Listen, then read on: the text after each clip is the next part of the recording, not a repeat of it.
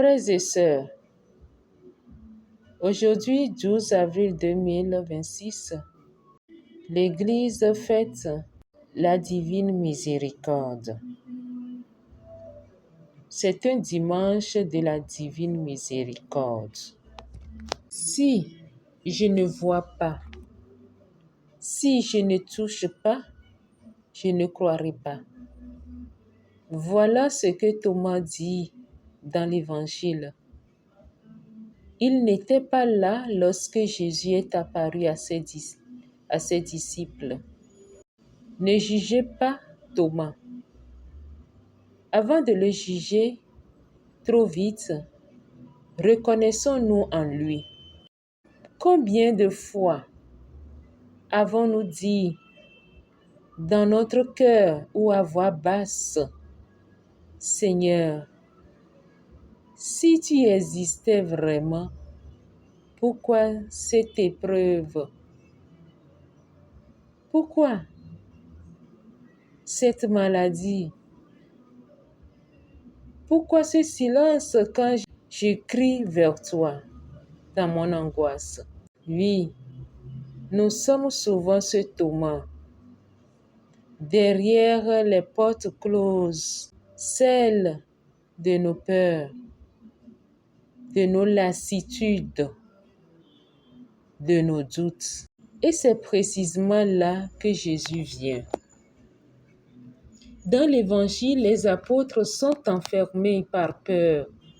Peur des Juifs, mais surtout peur d'eux-mêmes. Pierre a trahi. Les autres ont fui. Ils ont honte. Jésus ne leur dit pas, vous avez mal agi. Non.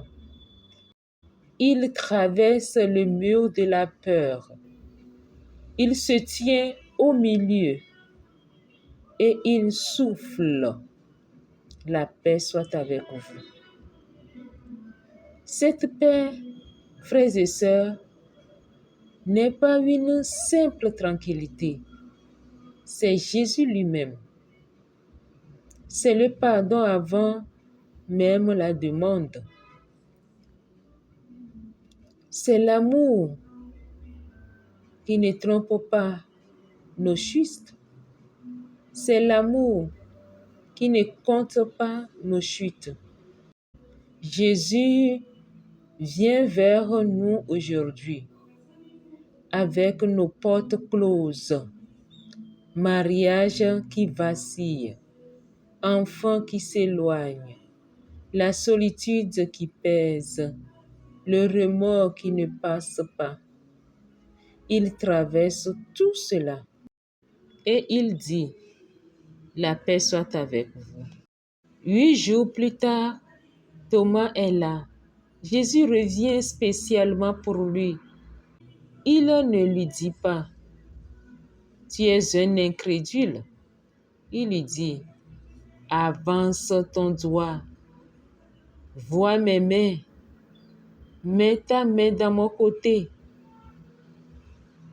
Pourquoi Jésus garde-t-il ses plaies même ressuscitées? Pour nous montrer que notre souffrance confiée à lui n'est pas perdue. Il les a portées, il les a transformées. Ils sont devenus des sources de miséricorde.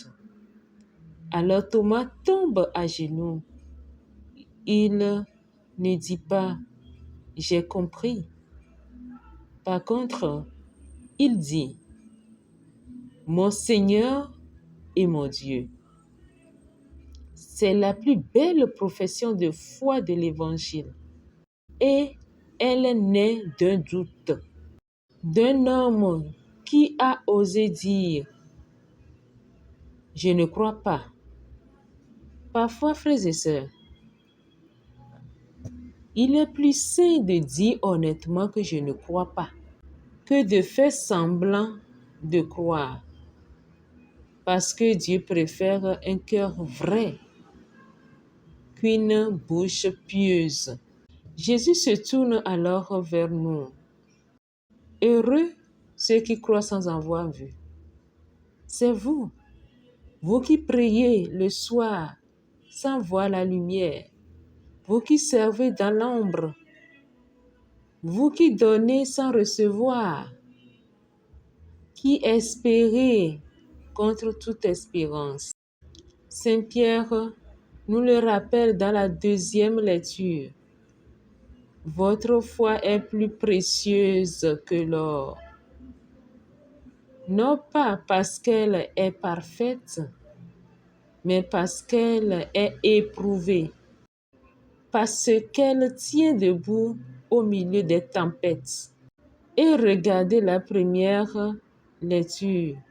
Les premiers chrétiens, ce qui les faisait vivre, ce ne sont pas des obstacles grandioses, mais des choses simples.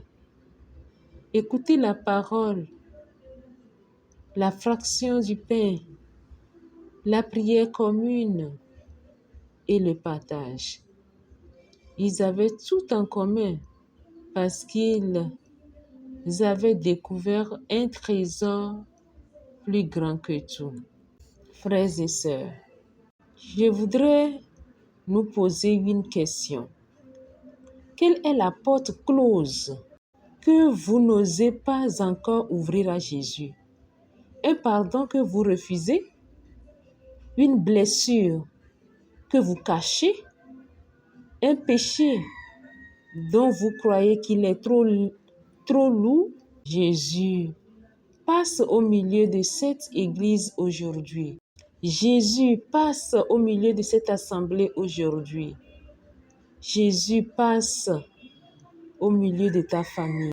Il ne vous demande pas d'être parfait, mais il nous demande simplement de lui ouvrir notre porte. Il souffle sur vous, sur nous, son esprit, et il dit, comme le Père m'a envoyé, moi aussi, je vous envoie. Envoyé vers quoi? Vers la paix, mes chers et frères et sœurs, vers le pardon, vers le partage, vers la joie. N'attendez pas d'avoir une foi parfaite. Soyez simplement comme Thomas, honnête avec des doutes, mais prêt à tomber à genoux. Et devenez pour vos frères une porte ouverte. Allez dire autour de vous, j'ai vu le Seigneur. Il est ressuscité. Il est vivant. Il nous aime. Alors, que devons-nous retenir pour notre vie? Soyons une communauté vivante, fraternelle, accueillante. N'ayons pas peur des épreuves. Elles peuvent fortifier notre foi. Et surtout, ouvrons nos cœurs au Christ ressuscité qui vient nous dire aujourd'hui encore la paix soit avec vous. Que la paix habite nos familles. Que la paix habite nos communautés. Que la paix habite nos foyers. Que la paix habite notre pays. Que la paix habite notre monde. Et qu'à la suite de Thomas, chacun de nous puisse dire avec foi et amour, mon Seigneur et mon Dieu. Que Dieu Tout-Puissant nous aide